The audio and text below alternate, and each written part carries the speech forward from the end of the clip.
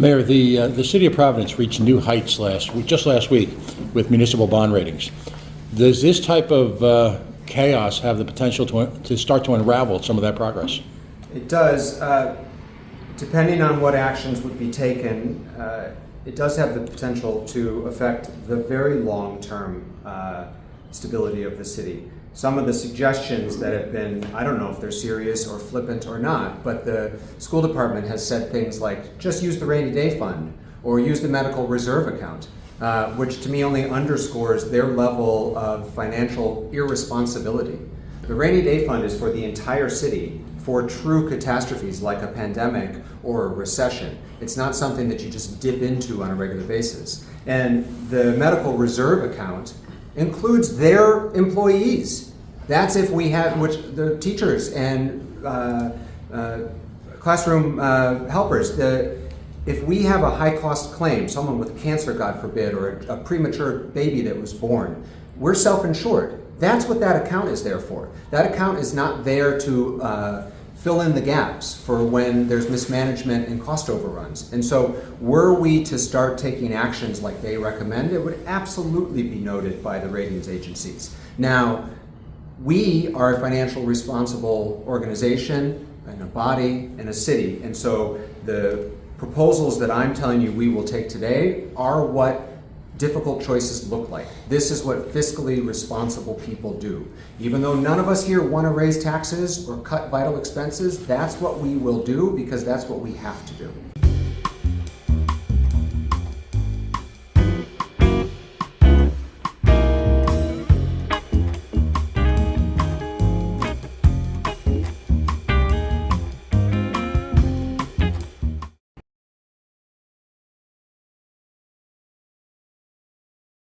Good morning, everybody.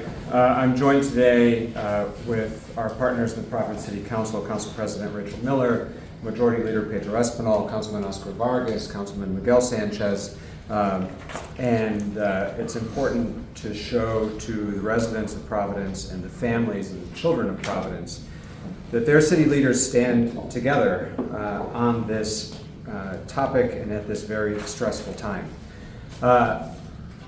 We're here to talk about the very disappointing decision that came from the court last week regarding our ongoing litigation with the school department and Department of Education. It is critical for taxpayers, residents, families, business owners, and every member of the Providence community to know that there are going to be real consequences as a result of this ruling. And depending on the outcome of the final judgment that could come as early as tomorrow, we're going to have no choice but to have harmful cuts and potentially new taxes that are going to impact the very same children and families that the school department says that they're trying to help. I want to say clearly at the outset here, along with my colleagues from the City Council, that the students and families of Providence are our top priority, and we are trying to balance the interests of these families to understand that it's not just what happens at the school day, but throughout the day and throughout the year that affects their health and happiness and well-being. The decision that the court handed down puts the city's finances at risk, and we are going to have to make very difficult decisions in the days ahead. Effective this morning, Providence has implemented a hiring freeze, and we are pausing all discretionary spending in city departments. Over the last couple of days, we have been examining what programs, initiatives, and investments need to be paused or considered to be cut or canceled.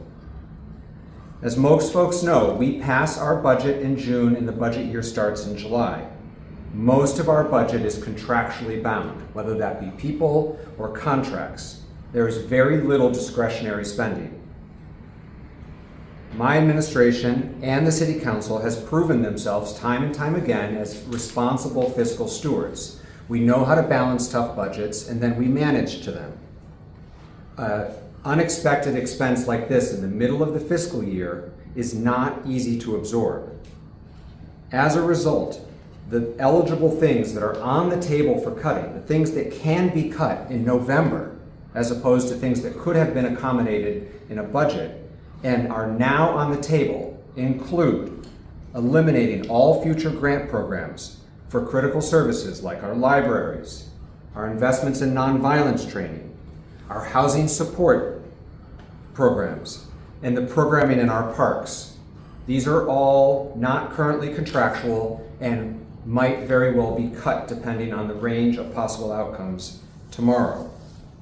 Summer learning, summer employment, our water parks are all on the table to be cut for this upcoming summer.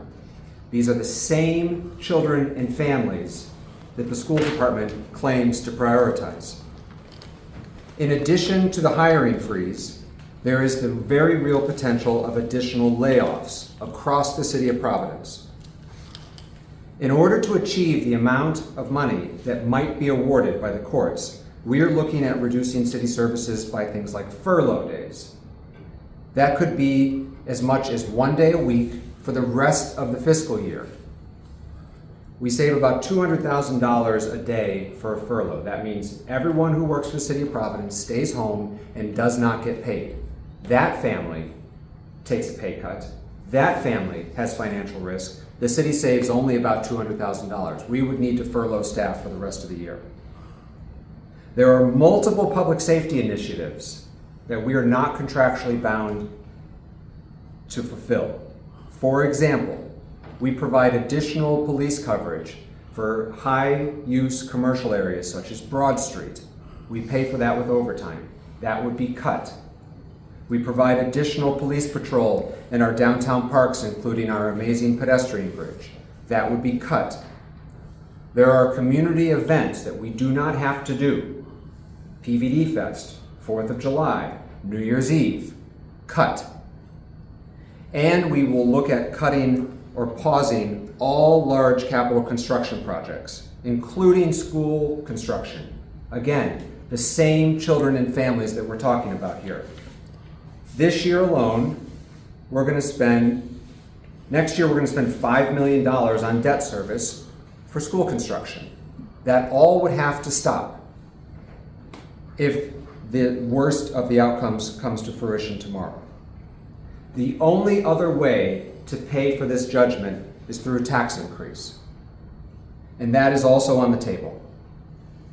We will be seeking permission from the Rhode Island General Assembly for a mid-year tax increase to help pay for this judgment. Depending on what the balance is between cuts and new taxes, that is hundreds of extra dollars per year for Providence property taxpayers. I understand that students and families are frustrated. I understand that more kids are going to be here protesting later today. It breaks my heart to see these kids stressed out and scared with that fear instilled on them by their own school leaders. And I share their frustration. They shouldn't have to do that. And credit to the Providence City Council and my administration, we have offered the money to save their sports and their bus passes. But that offer has not been accepted. All of this is in the context of continued irresponsible spending from the school department. We all know that there was going to be a fiscal cliff when the federal COVID aid expired, and they did nothing to plan for it other than to send us the bill and expect that Providence taxpayers would foot that bill. As a reminder, the Providence city budget is approximately $600 million. $135 million of that goes directly to the school department, the single largest expenditure in our budget. Also, as a reminder, the state runs our schools. The state has a $14 billion budget and total control of our schools. And why this problem is being presented as exclusively a city problem remains outrageous to me, and I think to my colleagues as well. We would instill fiscal discipline. We would instill oversight and crack down on the wasteful spending and solve these problems together. When the previous mayor and the previous council agreed to this takeover, there was a belief that this would be cooperative, that we would work together. Instead, it is clear that the commissioner views her ability to run our schools as one without checks and balances. Cooperation is a one-way street with her. I've heard from community members who share that frustration, that they feel like there is no transparency. So I want to say loud and clear today that if in tomorrow's court hearing, and if the Department of Education is going to force us to raise taxes and cut critical funding and send yet another blank check to the Providence Public Schools, then it is time for us to get our schools back now. Enough is enough. I have a long history of knowing how to manage and balance tough budgets. This council has shown itself to be able to manage difficult finances and have fiscal responsibility. I am confident that we can give the appropriate fiscal oversight in conjunction with a brand new school board starting in January, that we can cut down on wasteful spending, that we can prioritize the things that impact students and families the most, and finally put an end to the madness. And so, depending on what the outcome is, Providence residents need to know that there are about to be dire consequences. And again, it's time to end the takeover. We need to add some fiscal discipline so that we're not continuing to simply send blank checks. At this point, I'd like to ask Council President Rachel Miller to say a few words, and then we'll take questions. Thank you, Mayor Smiley. Look, as the legislative branch of government, our most fundamental obligation is to ensure transparent spending of public money. For many, many months now, both publicly and privately, to PPSD officials and publicly here, I have asked for a full accounting of the gaps in the PPSD budget so that City Council could work to allocate funding to stop harmful cuts to student-facing programs. The City Council has made its commitment clear, together with Mayor Smiley. We are committed to our schools, committed to our students, committed to addressing underfunding of public education that goes back decades. This commitment has been demonstrated well by a historic appropriation allocation to the school's budget this year. Earlier this year, in response to district's threats to cut certain programs like sports and bus passes, we immediately sprung into action, identifying money to avoid those painful cuts and promising to work to find more. We did this with the promise and hope of true partnership, right, in solving the deep-seated issues plaguing the district, asking that PPSD and RIDE come to the table in good faith. Instead of information about actual budget issues, actual student and community needs, we are facing a court-required dollar amount based on a rote percentage per an outdated Crowley Act, and may be forced into spending that no municipality could reasonably absorb in a single year. Our students, our families, our teachers have called on us repeatedly to come together, but RIDE has chosen an adversarial role. Instead of collaboration, we're being met with court action. And it's our same students, the same students and their families, city residents and taxpayers who pay that price. Providence families are already stretched thin. We are in the midst of a devastating housing crisis. Cost of living continues to rise. For RIDE to reach into the city's pockets to finance budget missteps at the expense of our capital city's residents is short-sighted and frankly appalling. RIDE has put our city in an impossible position. Providence students and families will suffer, whether in the form of cuts to crucial community programs and public safety or higher taxes at an already difficult time. Our community members will feel the effects of this decision deeply. The City Council will vet any proposed cuts to city services and programming. Will work together with Mayor Smiley to ensure that these cuts do the least amount of harm. But we are talking about an potentially astronomical, devastating amount of money in an already lean city budget. If RIDE had the best interests of students and their families at heart, they would be working with us to enumerate the exact amounts that students need to stop cuts to student-facing programming. They would not be threatening the financial stability of the city in which those same students and families live. We can't continue to allocate city funds to a state-controlled system that is not transparent, not accountable to the people of Providence, and consistently fails to deliver. Our city is not a bank for a state-controlled experiment. After 4 years, it has become abundantly clear the state takeover is not working to promote the collaboration and the transparent decision-making that our students need. Given the choices that RIDE is forcing on the city and its residents, I do not have the confidence that the takeover has the best and highest interests of our students at heart. I think it is time, for the best path forward is to return our schools to local control. As we await a final number from the court, one that could potentially devastate our city and residents, there's still time for us to be the grown-ups our young people desperately need us to be, have been asking us to be, to reach an outcome that doesn't place essential city services or essential student programs on the chopping block. But given what we are facing tomorrow and the likely outcome of that, I will be working closely with my colleagues on the city council and with the mayor to chart a path forward that returns the schools to local control and that holds the best interests of every resident of the city to heart. Thank you. Mayor, the city of Providence reached new heights just last week with municipal bond ratings. Does this type of chaos have the potential to start to unravel some of that progress? It does.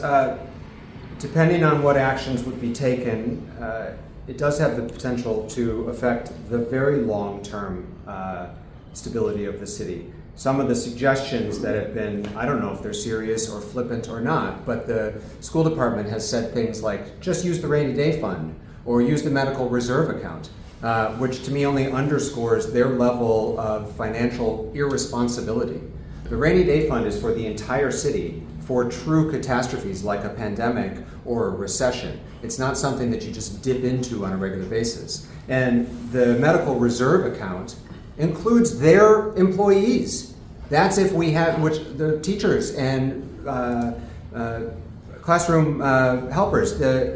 If we have a high-cost claim, someone with cancer, God forbid, or a premature baby that was born, we're self-insured. That's what that account is there for. That account is not there to fill in the gaps for when there's mismanagement and cost overruns. And so were we to start taking actions like they recommend, it would absolutely be noted by the ratings agencies. Now, we are a financial responsible organization and a body and a city. And so the proposals that I'm telling you we will take today are what difficult choices look like. This is what fiscally responsible people do. Even though none of us here want to raise taxes or cut vital expenses, that's what we will do because that's what we have to do. Mayor, two questions. One, if you were to take back the school system, wouldn't you still owe the money based on the decision? That's one.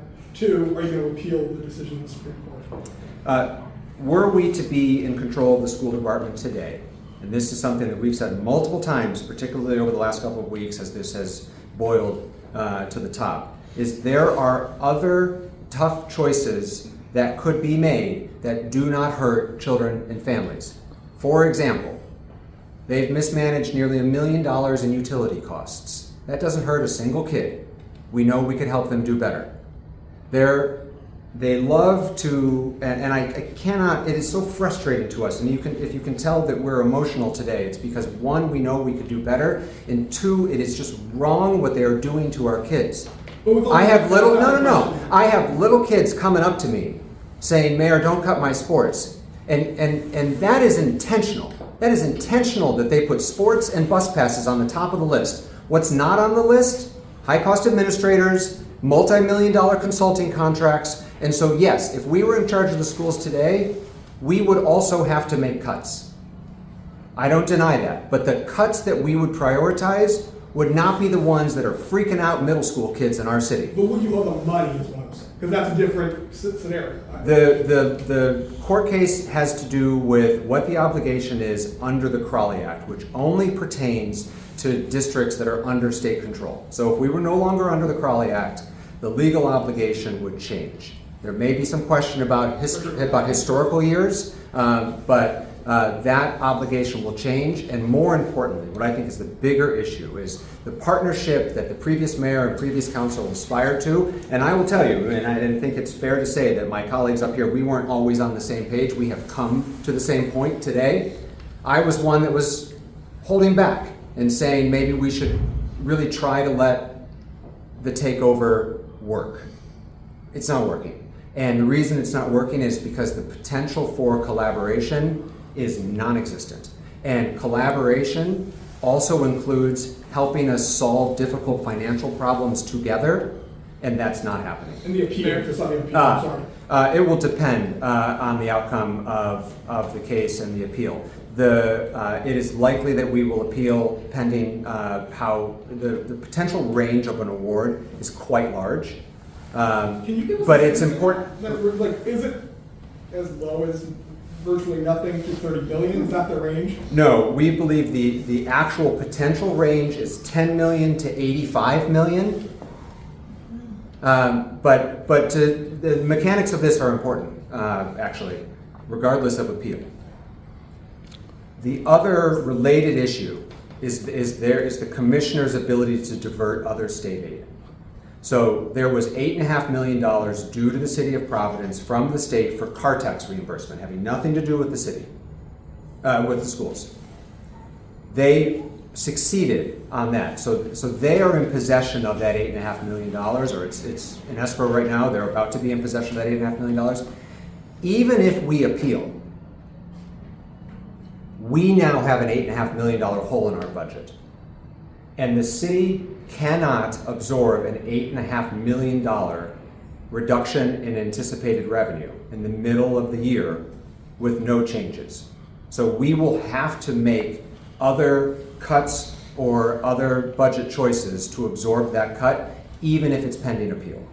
Mayor, where are teacher unions and related unions weighed in on this? Are they willing to offer any concessions, any furloughs, any cuts, any cost savings? Excellent question. I've not heard of that, but the city council, the school board are not at the table with the PTU. This is to my point that we're being asked, as the council president says, to be a bank, but we are not, in fact, in any position of responsibility. And so the school department, PPSD and RIDE are negotiating with PTU on a new contract. We are not at that table. We don't know the nature of those conversations, and you would have to ask them. Two-part question. Please. Mayor, you indicated that the high end of this range is upwards of $85 million. Correct. And do you anticipate that this could come at you all in one budget year? And all the cuts and program reductions that you've outlined, is that even close to matching that figure? We don't know what the nature of the schedule of payments would be, but I can tell you, just for sort of context, frame of reference, scale, a cut certainly of $85 million, but even of half of that couldn't be absorbed in a current budget year without extraordinary measures. Extraordinary measures like eliminate the entire Department of Recreation, eliminate, send the whole city workforce to a 4-day work week until June 30th, plus a tax increase, plus plus shut down our libraries, which get funded by us, which we could cut if we had to. This is a scale that we simply cannot absorb. We have, I think we all should be proud of the fact that we have funded 100% of our pension obligation now for many years. We are under a court judgment whereby we must fund at least 95%, and we're playing catch up. We're paying for the sins of the past in the pension. To your question around how does this affect our bond rating? Perfect example. We could fund 95% instead of 100. That saves us $4.5 million. The scale of this award is so huge. It's incomprehensible to think about all of the things we would need to do at the high end of that range. And should it come to a tax increase, a request for a tax increase? Yes. How do you determine that figure So, would be? so as folks may know, all communities in Rhode Island are subject to a property tax cap, which is to say the taxes can go up 4% every year. In Providence, a 4% increase generates about $15 million of new revenue. Again, for context, if this award were $30 million, you're talking about 2 maximum tax increases. If we needed to raise $30 million in new taxes, owner occupants would pay $330 a year in new taxes, and non-owner occupants would pay $580 per year in new taxes. Most of those are apartments, and we know that that tax increase will be passed along to renters. Mayor, I'm gonna have to ask the question, is bankruptcy on the table? Bankruptcy is only available when the city cannot pay its bills. So in that respect, it's not, because what we would do are the things that we're talking about, which is we would raise taxes and we would cut expenses. The problem is we don't want to do any of these things. And all of these things are going to do is hurt the same children and families. This is what we're saying. This is someone's parent who's maybe already working 3 jobs is going to have an even harder time paying the rent. This is a working family who relies on summer programming, one for enrichment and education for their kids, but also for the kids to have something to do while they're at work. Cut. So we're hurting the same families. It is so reckless, and all in the midst of where there have been offers of collaboration, offers of new money that have not been accepted, in addition to a willingness to partner to find cuts that don't hurt kids. Mayor, Council President, I know that there's a lot of ARPA money up for discussion tonight at the Council of Finance meeting. Would any of this ARPA money even make a dent, and how much is exactly left for the school to potentially take? I think given the circumstances, it is wise for us to hold that ARPA conversation until we get a full understanding of what's happening in court and address it with the other council members and committee after that. Ahead of tomorrow's court hearing, the judge did ask both parties to come together and discuss what dollar amount is in play here. So has that happened? Have you been able to narrow it down even a little bit? We're prepared to present our brief tomorrow in court about what we think that number should be. We're putting final touches on that now. I assume the other party's doing the same, that will be ready for court tomorrow. Mayor, this has the potential to be a recurring expense, not just a one-time 2024, 2025 fiscal expense, correct? Yeah, that's an excellent question. It is our understanding that this additional funding would not just come into effect for this budget year, but then would be added to what we refer to as the base, the level appropriation amount that we would need to spend next year, and the year after that, and the year after that. And so this is not a one-time expense, and so the ramifications will be long-term. We're talking about RIDE here, but what about, where does the governor play into this? I mean, don't they ultimately answer to him? They're a department of the state. Absolutely. They are a department of the state. The state runs our schools. The state is responsible for 71% of the Providence public school budget. And the state, as I have requested on multiple occasions, should be part of the solution. Mm-hmm. They are currently offering no additional monies. And actually in court documents that came out last week, there was actually a letter from the governor that said to an official at PPSD, the state has a deficit, go to the city of Providence to get the money. Mayor, what do you think the appropriate number is? 135 million right now. What do you think the appropriate number that Providence should be giving the school district is? It's hard for me to answer that question, Dan. We haven't been in charge of the school's finances for a long time. We know that as it pertains to the per pupil expenditure, we are making progress, and that is in large part due to our collaborative effort to increase school funding last year by an amount, the largest amount in 17 years. We know that as it pertains to other urban districts, Providence is in the middle of the pack in terms of how much local funds are matched with state funds to make up school spending. And so we are in the ballpark for an appropriate level of funding. And one of the issues that we've been disputing in the Crowley Act is how we calculate what the city's responsibility is. By our calculation, we are almost at where we should be, and we have offered to reach the point where we should be by our calculation. This gets a little complicated, but the Crowley Act, which is an antiquated law that has never been tested until now, is poorly written, and it says that when the state takes over a school district and it increases funding, the local district should increase funding as well. We get that. That's the partnership piece. What we understand and think is fair is that we should increase the funding at the level that the state increases the funding to Providence. They are arguing, the commissioner is insistent that it is the increase in funding statewide. So for example, last year in fiscal 24, state funding to education went up 6.9%. The increase to Providence was only 1.8%. Why should the taxpayers of Providence have to increase its funding to compensate for increases in school funding in Barrington and East Greenwich and wherever else? This year in fiscal 25, the increase in state funding statewide was 6%. The increase to Providence was 4%. Again, they want us to pay for the increase that we're not seeing, that suburban and rural communities are seeing. I don't begrudge those other communities getting more money, but the taxpayers of Providence shouldn't have to pay for that increase to increases that are going somewhere else. And so it is hard to define what the right number is, but I look at these data points to figure out if we're close. In terms of other urban communities, we're in the middle of the pack. In terms of per pupil expenditure, we're getting close to where we should be, and we're making meaningful progress at a pace that we can absorb, that our taxpayers can absorb. And in terms of what's fair under the Crowley Act, we are very close to meeting the definition that is our understanding, which is as the increase to Providence increases, we increase at the same rate. You were part of the administration that, just one more question, Yeah. I promise. You were part of the administration that led this takeover. Yes. In hindsight, do you regret it?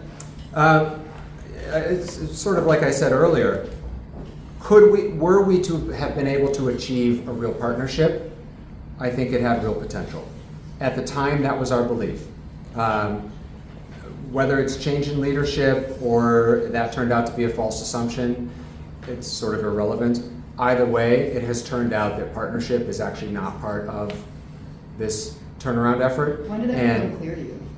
It really became clear to us over the summer, and I don't want to speak for anyone. It became clear to me over the summer, and then there have been multiple attempts to try to save this relationship. And since the beginning of the school year, it has been strained to the point of almost non-existent. Mayor, has the General You said Assembly... that the school takeover is something that you want to take over back to schools, that could be a solution, but can you? Because isn't the commissioner the one responsible for that? Yeah, so I think there's two paths forward on this. One is the commissioner and the Board of Education, to whom she reports, could vote to wrap it up earlier. You know, they've already voted once, but there's nothing to say they couldn't vote again.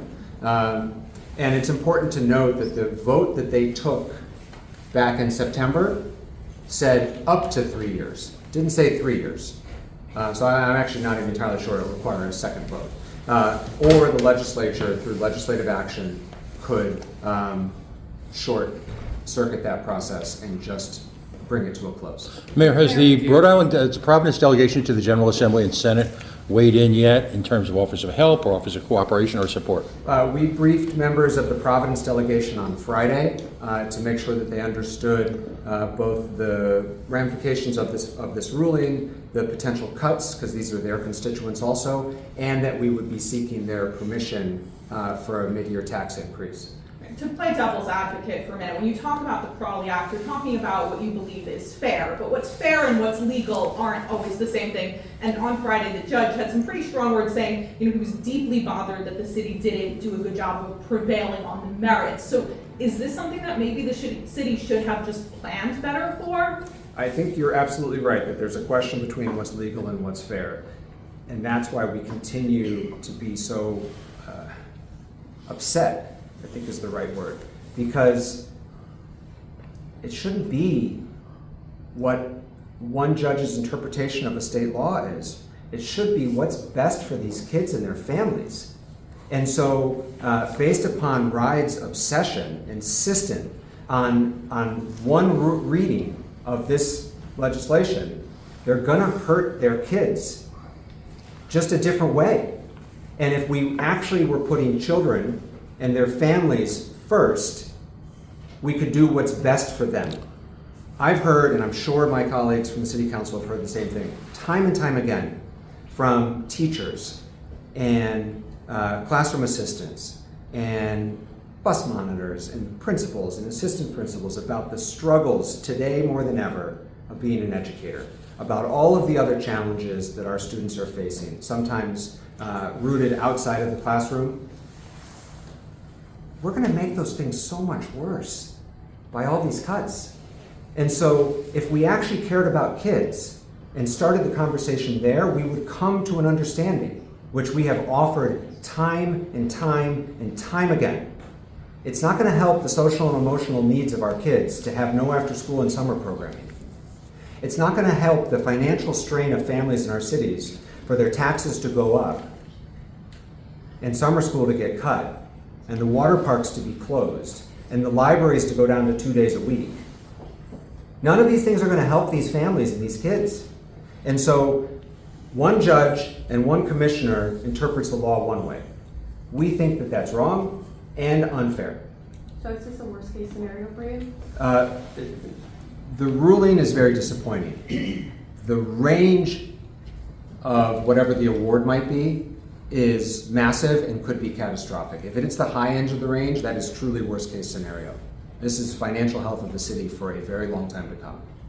And so today is about two things: making sure that our residents, our taxpayers, understand what might be coming, and two, to say enough is enough.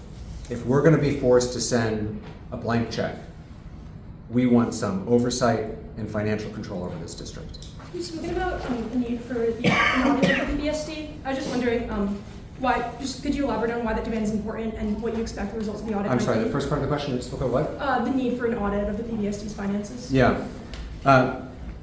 We have all received financial presentations from school officials where we have observed numbers change. It's hard to get a straight answer. We get different answers. And so there's a decided lack of confidence in their ability to budget and to even understanding the scope of the problem. Two, we know that there have been instances of waste and Like what? like, for example, their electrical bills. $800,000 in their gas bill that they paid $800,000 more than they needed to because they didn't opt into the right rate for their school buildings. $800,000. This isn't a trivial thing. There are other instances like that as well. In addition to then just to the audit question about choices. We know there's going to need to be tough choices made. We know that. But since the takeover, central office expenses have gone up 220%. 220%. That's not teachers, that's not social workers, that's central office workers. We know that last year, because of a recalculation of the number of students by formula, they picked up an extra $8 million in new state aid. That's great. They knew they had a deficit. And yet, when they got that $8 million of extra money, what did they do? They added $8 million worth of expenses, as opposed to use it to close a budget gap. So they're making choices regularly that are not financially responsible, that are not acknowledging where they are as a district, and that I think are the wrong choices. That's the kind of things that an audit would help us understand, would help us uncover, and would help us move forward in a more responsible way that doesn't have to use students as pawns and lobbyists on behalf of their own irresponsible decisions. Okay, thank you. Thanks, everybody.